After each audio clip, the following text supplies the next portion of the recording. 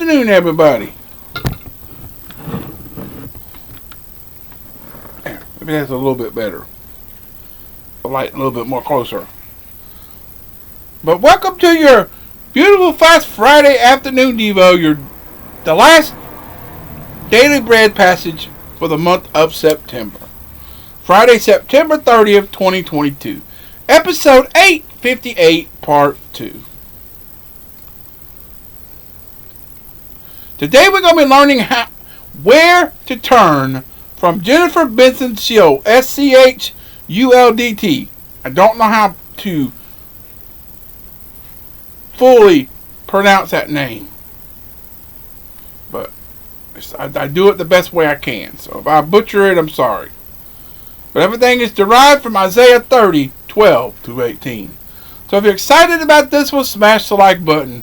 Birthdays, anniversaries, and prayer requests in the comment section below. And thank God that we didn't get impacted power-wise. We lost our cable in our bedrooms for a little while, but then they finally got the boxes working again. But pray for all those impacted by the storm here in Florida. That storm brought in a little coolness, so this is why I'm having to wear one of my sweatshirts I bought while up in Georgia when I went to my aunt's funeral. I did it on that Friday when I come home. September the 8th when I come home, or September 9th, whatever. Yeah, September 9th. We was headed back home. We left Macon, went down to I-16, got on I-16 and went down to Dublin, where my school's located. Went around town a little bit and everything. We went over to the Dublin Walmart and went shopping for a little bit, and I found this one and then a black one. It was the only two things I could find. I wanted a t-shirt or ball cap. I wanted something like just a shirt and a hat. But this was the only thing they had, and I run into an old friend of mine while we were there, so but it's what it is. But the air was a little cool, and I ain't got my fan running. I usually have my fan running so it'll keep me cool while I'm sitting here, but it's what it is. I figured I would pull this out just to keep because I don't have sleeves on my shirt, so I have to keep my upper arms are real tender to the cool air, so I figured I'd do that. And if I need to cover up my lower sections, I've got a blanket over here to cover up, but luckily that's not bothering me, so I had to have something to. But it gives me something new to wear than what I've been wearing. I've been getting burnt out on some of the shirts I've been wearing, so gives me something new to put. But today we're going to learn where to turn. And Isaiah 30, 12 through 18 is where we're derived from. From Jennifer Benson Schuldt, and she writes, subscribe if you're new, turn on notifications, share the video and channel with your family and friends. Help me reach the 20 subscriber mark, hopefully by tomorrow. But if I don't do that, then you'll have till Columbus Day to get it to 20. And I'll bump it up. If I don't get it by midnight, if I don't get it up to 20 by midnight, then it goes to Columbus Day. And if I don't get it by midnight Columbus Day,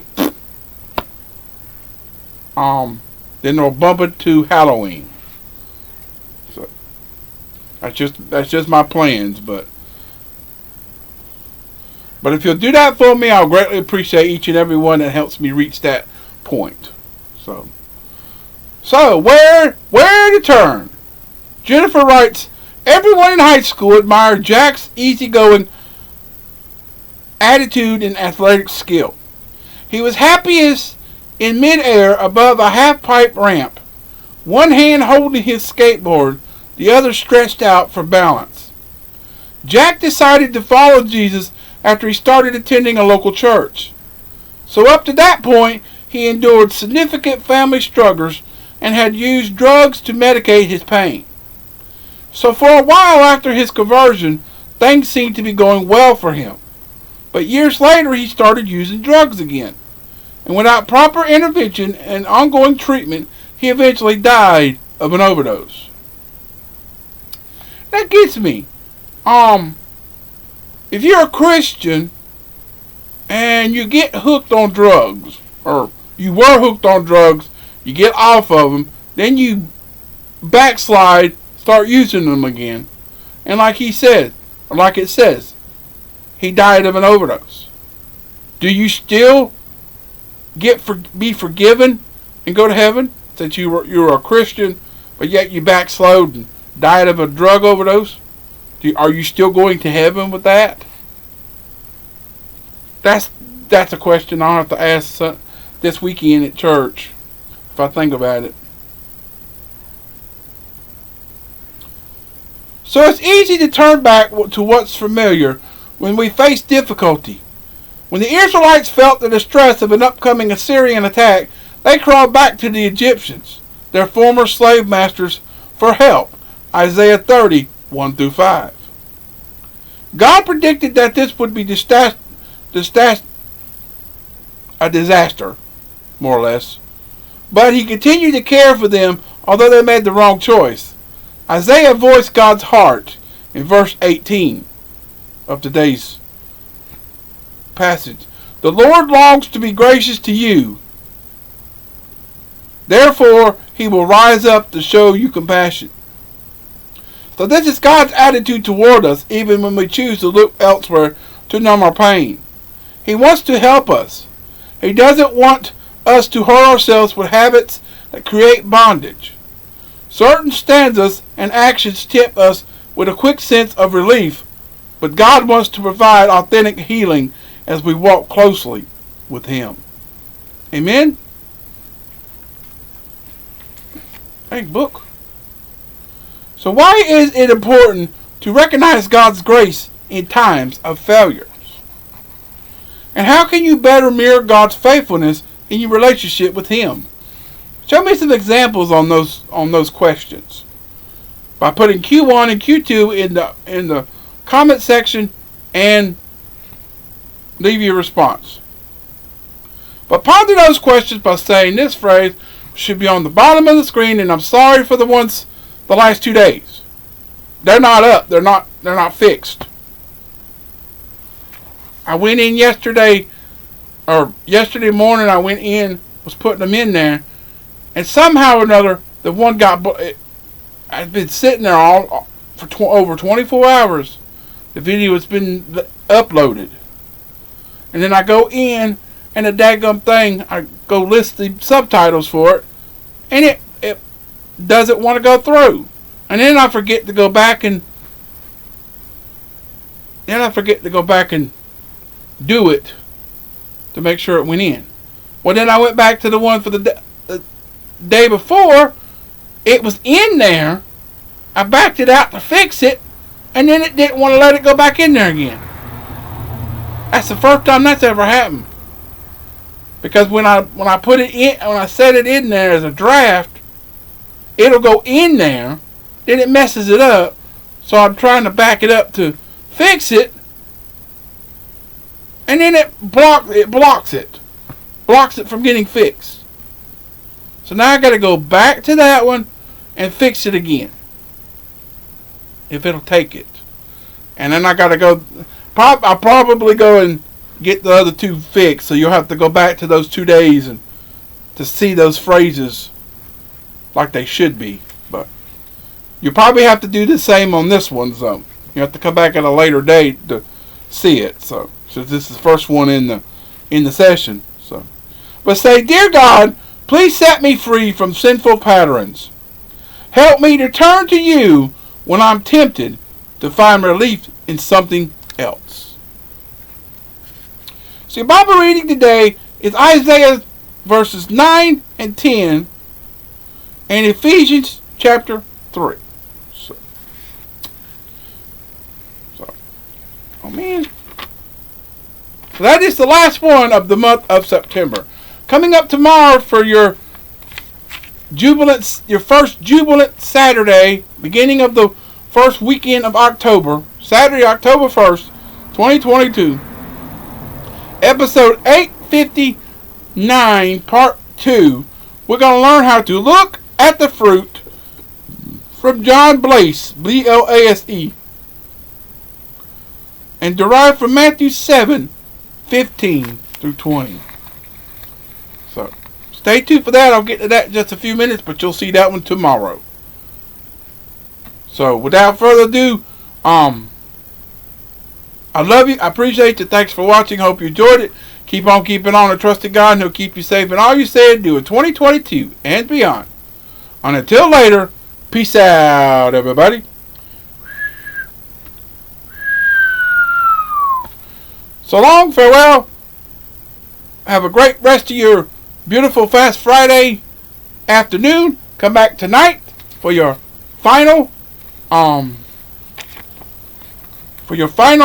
turning point passage after 7. Episode 358. Yeah. 358. The last one of the month of September. For Friday, September 30th, 2022. We're gonna be learning about a fresh pair of eyes. Acts 9:18, but we'll be reading that verse in our recommended reading. We read Acts 9:17 through 19. And then our turning point is from a man I know all too well. When I met him at Word of Life, when I was down at Word of Life, he come in to teach. He comes in every year and teaches a certain. There's, I think, 2 of the books that he teaches us. I think it was a book of Daniel, and I think it's Galatians or Ephesians. I don't know which one it was, but he comes in during the fall. He'll come in right after the year starts, and then he'll come back in the early or late winter, early spring to do the other one. So, but his name is Ray Pritchard. He has a turning point quote. So, Brother Ray, thank you for your friendship. And he also runs a ministry called Keep Believing Ministries, and I will tag that YouTube page I tagged it yesterday in the description, and then I'll tag it today. And also when that video goes live tonight, and I go to share it, then I'll make sure I tag him in the post so he'll see that. And then I'll also have a little small message when we come up. But we're finishing up the book of Zechariah, chapters 11 through 14 for the Bible reading. So stay tuned for that. I'll get to that in just a few minutes, but you'll see that one after 7. So with that said, God bless everyone. God, pray for Florida in the cleanup after the storm. Whoever has been impacted by it, pray that they can move on, clean up, and be able to. God will help them make it through this ordeal, and they can move on. So, but God bless everyone, and I'll see you later. Shoot, same time.